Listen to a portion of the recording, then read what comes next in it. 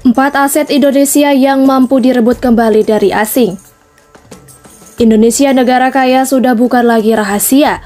Kekayaan sumber daya alam terbentang dari Sabang hingga Merauke. Ketidakmampuan Indonesia dalam menggali potensi sumber daya alam ini membuat pemerintah terdahulu mengundang asing ikut mengelola. Besarnya dana investasi membuat asing menguasai cukup lama aset Indonesia. Namun, kini telah terdapat sejumlah aset negara yang berhasil kembali ke pangkuan Ibu Pertiwi. Berikut daftar aset nasional yang berhasil direbut kembali oleh negara. 1. Freeport. Salah satu konsesi yang kembali ke pangkuan Indonesia adalah Freeport. Freeport merupakan tambang emas terbesar di dunia. Tak hanya emas, tambang gunung Grasberg ini juga memiliki kandungan biji lain, yakni tembaga dan perak. Kontrak karya ditandatangani pertama kali pada 1967 berdasarkan Undang-Undang Nomor 11 Tahun 1967 tentang ketentuan pertambangan. Berikutnya pada 1991 kontrak karya kedua kembali ditekan dan berlaku 30 tahun mendatang, dengan opsi perpanjangan 2 kali masing-masing 10 tahun. Pemerintah sempat meminta renegosiasi kontrak karya itu, sebab bailit baru tentang pertambangan sudah lahir, yakni Undang-Undang Nomor 4 Tahun 2009 tentang Minerba. Namun, Freeport tidak mau mengubah kontrak sesuai akta itu. Polemik keberadaan Freeport Indonesia di tanah air kemudian menemui babak baru. Pemerintah yang memiliki ambisi merebut Freeport kemudian mengeluarkan Peraturan Pemerintah Nomor 1 Tahun 2017 tentang pelaksanaan kegiatan usaha pertambangan mineral dan batu bara. Intinya, melalui aturan ini pemerintah membuka peluang perusahaan tambang untuk ekspor konsentrat dengan syarat mengubah status kontrak karya menjadi IUPK. Selain itu harus tetap membayar bea keluar.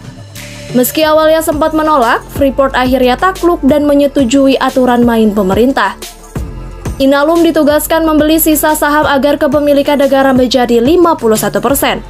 Sebelumnya Indonesia hanya memiliki 9,36% saham perusahaan asal Amerika Serikat tersebut. 2. Blok Rokan. Blok Rokan ditetapkan oleh pemerintah untuk dikelola oleh Pertamina pada 2021. Sebelumnya blok ini selama setengah abad dikelola oleh Chevron. Chevron telah mengeruk minyak dari blok Rokan sejak 1971 atau sekitar 47 tahun. Pengelolaan migas di blok Rokan sebenarnya dimulai sejak masa sebelum kemerdekaan atau tepatnya pada 1924, di mana saat itu Chevron yang sebelumnya bernama Caltex mencari minyak di Sumatera. Kemudian di 1971, perusahaan asal Amerika Serikat tersebut menandatangani kontrak pengelolaan blok Rokan selama 30 tahun. Kontrak tersebut diperbaharui atau diperpanjang pada 1992. Saat itu Chevron mendapat perpanjangan kontrak hingga 20 tahun. Kemudian di 2018, Pertamina memenangkan lelang pengelolaan dan akan mengelola blok tersebut pada 2021. Blok Rokan merupakan produsen minyak terbesar di Indonesia dengan cadangan 500 juta sampai 1,5 miliar barel setara minyak. Setelah diserahkan ke Pertamina mulai 2021, perusahaan tersebut akan berbagi hak partisipasi ke badan usaha milik daerah dengan porsi 10%. Setelah memenangkan blok Rokan, negara terdapat bonus tanda tangan 784 juta US dollar atau sekitar 11,3 triliun rupiah. Potensi pendapatan negara dari kegiatan produksi selama 20 tahun sejak 2021 sebesar 57 miliar US dollar atau setara 825 triliun rupiah. Dan komitmen kerja pasti 500 juta US dollar atau setara 7,2 triliun rupiah. 3. Blok Mahakam. Pemerintah akhirnya memutuskan untuk menyerahkan pengelolaan Blok Mahakam, Kalimantan Timur kepada PT Pertamina per 1 Januari 2018. Kontrak Blok Mahakam sendiri habis pada 2017 dan total INP Indonesia dan Inpex Corporation.